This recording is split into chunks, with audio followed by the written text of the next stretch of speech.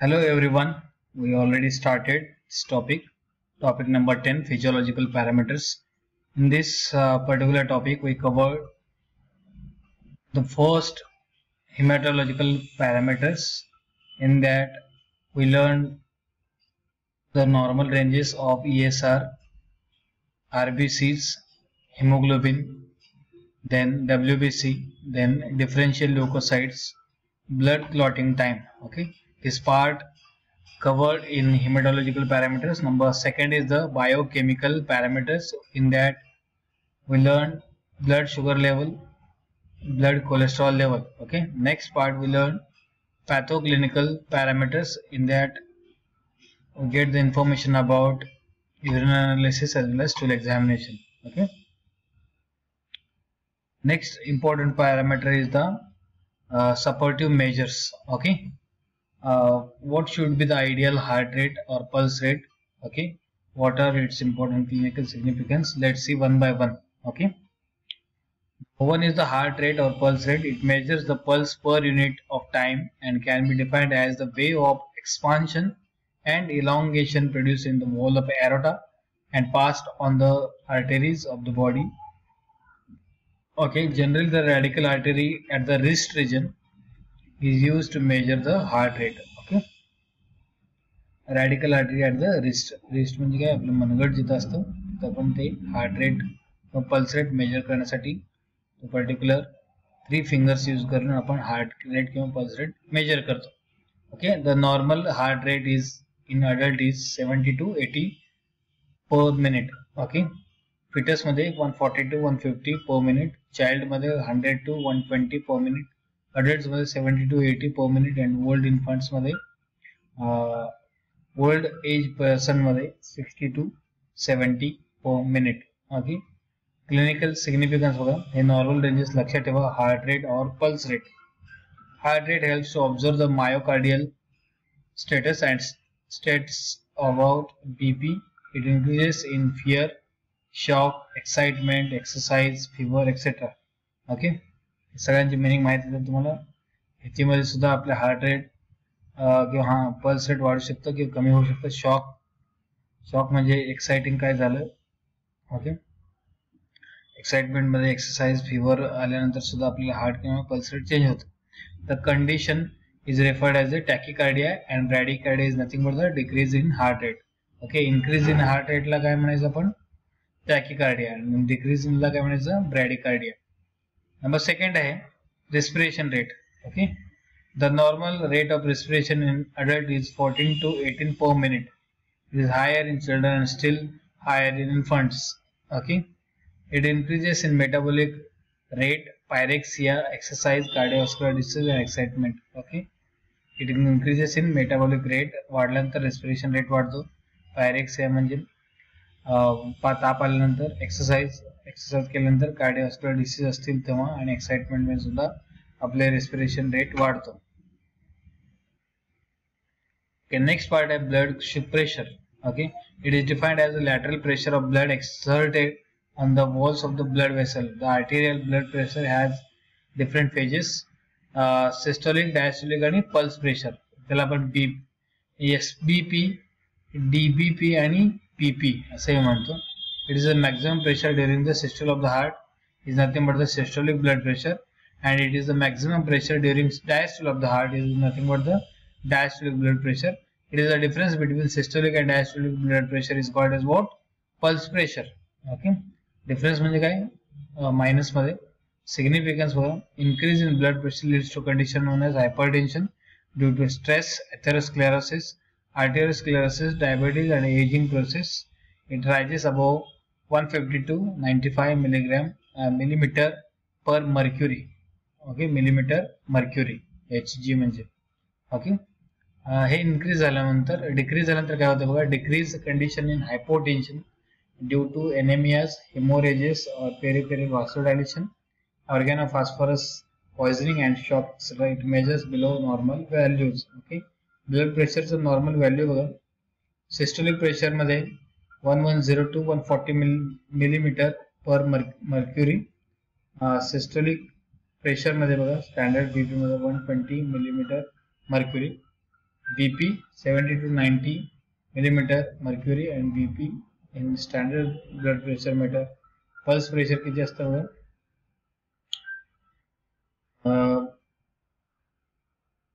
40 to 55 millimeter mercury. Pulse pressure 42 millimeter per mercury. Okay, तर सगळ्यात महत्वाचं पार्ट आहे यामध्ये सिग्निफिकन्स लक्षात ठेवायचं इन्क्रीज आणि डिक्रीज कंडिशन. ठीक आहे, कळलं. नेक्स्ट आहे बॉडी टेम्परेचर. ओके, आपलं नॉर्मल बॉडी टेम्परेचर किती असलं पाहिजे एखाद्या पर्सनचं. Okay, human body is homeothermic in nature. Homeothermic means warm blooded animal आहे पण. Okay, human body is a homeothermic warm blooded animal and hence the ability to regulate own body temperature.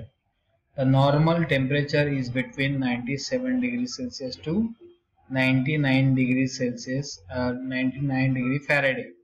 Okay, so the 97 degrees Celsius degree Faraday to 99 degree Faraday. Okay, the rise in temperature leads to common conditions as pyrexia or fever. Okay, आपण treatment related जर fever related जर treatment पाहिलं तर त्या टॅबलेटला आपण काय म्हणतो किंवा त्या पर्टिक्युलर डोसला आपण काय म्हणतो, अँटीपायरेक्सिया. ओके, कळतं. Significance it's valuable symptoms of illness. हे कुठलंही जर इल कंडिशन असेल, डिसीज कंडिशन असेल तर आपल्याला बॉडी टेम्परेचर थोडंसं वाढलेलं असतं. Okay, occurs due to derangement of heat regulating mechanism in the body, toxins, infections, dehydrations, blood pressure etcetera raises the body temperature. Body temperature आपलं वाढण्याचं मुख्य रिझन काय बघा, हीट रेग्युलेटिंग मेकॅनिझम जर आपलं डिस्टर्ब झालं, टॉक्सिन्स जर क्रिएट झाले, इन्फेक्शन्स झाले, काही व्हायरल इन्फेक्शन असतील किंवा काही ब्लड इन्फेक्शन्स असतील. ओके, डिहायड्रेशन जर झाले बॉडी मधलं तरी हीट वाढू शकतं. किंवा हीट म्हणजे टेम्परेचर वाढू शकतं आणि ब्लड प्रेशर सुद्धा राईज झालं तर आपलं बॉडी टेम्परेचर आपलं वाढू शकतं. Okay, etcetera it rises the body temperature. अशा कंडिशन मध्ये किंवा कुठलेही शक्यतो आपण आजारी पडल्याचं मुख्य कारण हे बॉडी टेम्परेचर वाढू शकतं. ओके, लास्ट पार्ट आहे या टॉपिक मधला gonadal parameters, that is nothing but the sperm count. Write the normal values of your sperm count with their clinical significance. असं क्वेश्चन येऊ शकतं एक्झाम मध्ये. ठीक आहे, मग त्या कंडिशन मध्ये तुम्हाला हे सगळं त्याचं description with their normal values आणि सिग्निफिकन्स लिहायचं आहे. Okay, the semen examination is one of the important clinical parameter of gonadal function. Okay, semen examination. A normal semen is practically valuable for normal androgenicity. Okay, spermatozoa means sperms are the only cells types present in it. The sperms are stored in vas deferens and released during ejaculation. Okay, normal sperm count is essential for reproduction. Okay, fertility. The word fertility means what here? Fertility is nothing but the child bearing ability or the child producing ability is nothing but the fertility. Okay, sperm count. Okay, कळतं. Normal range काय बघा sperm काउंटचं, 100 to 150 million per cubic centimeter of semen.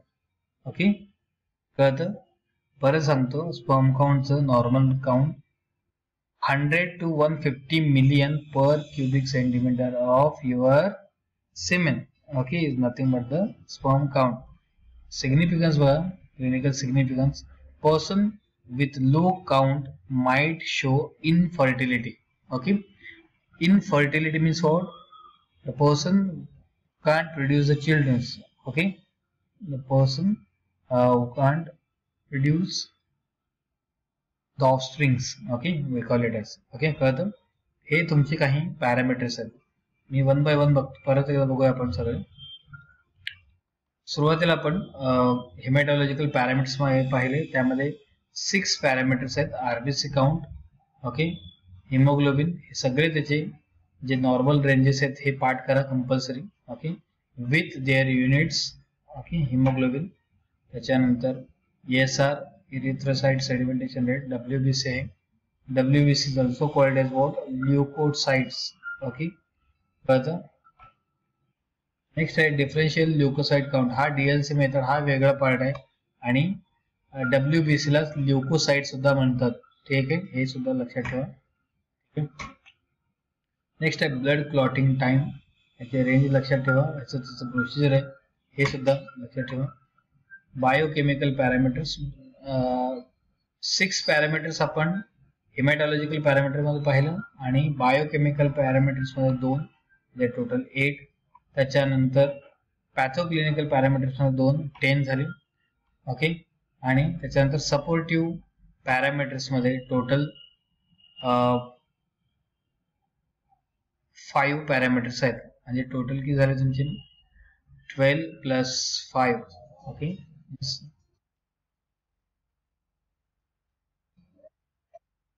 Sir total तुमचे 19 parameters हे physiological parameters मध्ये include केलेले आहेत. ठीक आहे, ठीक आहे. लास्ट पार्ट आहे तुमचा question bank as per your annual board examination. Okay, या टॉपिक वरचे फ्रिक्वेंटली आस्क क्वेश्चन म्हणून मी एक 6 क्वेश्चन काढलेले आहेत. ओके, दर वेळा विचारलेलं जातं. Define physiological parameters, slide number 1 वरतीच दिलेलं आहे. Explain haematological parameters. हा थोडासा ट्रिकी क्वेश्चन आहे कारण तुम्हाला हिमॅटॉलॉजिकल पॅरामीटर जे 6 पॅरामीटर्स आहेत हे सगळं माहित पाहिजे. 6 पॅरामीटर्स म्हणजे त्यामधलं काय आहेत? पहिला आहे तुमचा RBC काउंट, नंबर 2 आहे हिमोग्लोबिन, नंबर 3 आहे ESR, नंबर 4 आहे क्लॉटिंग टाइम. ओके, सगळ्यावरती DLC मेथड आहे. ओके, आणि WBC काउंट आहे, त्यालाच आपण काय म्हणायचं? Leukocyte count. ठीक आहे. नेक्स्ट आहे असं क्वेश्चन खूप वेळा विचारतात. Question number 3, write the normal values of the following with their clinical significance. काय विचारलं जाऊ शकतं? RBC count, HB, ESR, WBC, DLC, clotting time, blood sugar etcetera असं म्हणलेलं आहे. कुठल्याही 19 पॅरामीटर्स पैकी 3 पॅरामीटर्स तुम्हाला एक्झाम मध्ये येतात. ठीक आहे. नेक्स्ट आहे question number 4, write the pathoclinical parameters of urine analysis and number 2 stool examination. Pathoclinical parameters मध्ये both physical as well as chemical test तुम्हाला लिहायचे. ठीक आहे. बरं, question number 5, write the normal values of heart rate, respiration rate, blood pressure, pulse pressure, body temperature with their clinical significance. मी तुम्हाला सांगितलंय clinical significance लिहित असताना कुठलेही RBC काउंट असेल, HB असेल, ESR, WBC, DLC, clotting time, blood sugar level असेल, सगळ्यांचे in terms of increases, in terms of decreases या पॅरामीटर मध्येच तुम्हाला याचे क्लिनिकल सिग्निफिकन्स लिहायचे. नॉर्मल व्हॅल्यूज लिहित असताना युनिट लिहायला विसरू नका. ठीक आहे, युनिट खूप इम्पॉर्टंट आहे. Last question, question number 6, describe sperm count with their normal values and clinical significance. Sperm count म्हणजे काय पहिल्यांदा ते सांगा. त्यानंतर स्पर्म काउंट किती असला पाहिजे? 100 to 150 ml. Okay, million per cubic millimetre. Okay, हे त्याचं सिमेन, हे त्याचं नॉर्मल रेंज आहे. ठीक आहे, कळतं. हे खूप इम्पॉर्टंट टॉपिक आहे. नॉर्मल व्हॅल्यूज कुठलेही डे टू डे लाईफ मध्ये ॲज अ फार्मासिस्ट म्हणून वर्क करत असताना तुम्हाला सगळ्या RBC, WBC, DLC, blood pressure, त्याच्यानंतर ESR, DLC, blood pressure, pulse pressure, body temperature, हे सगळ्या गोष्टी तुम्हाला माहित पाहिजे. ठीक आहे. Thank you very much.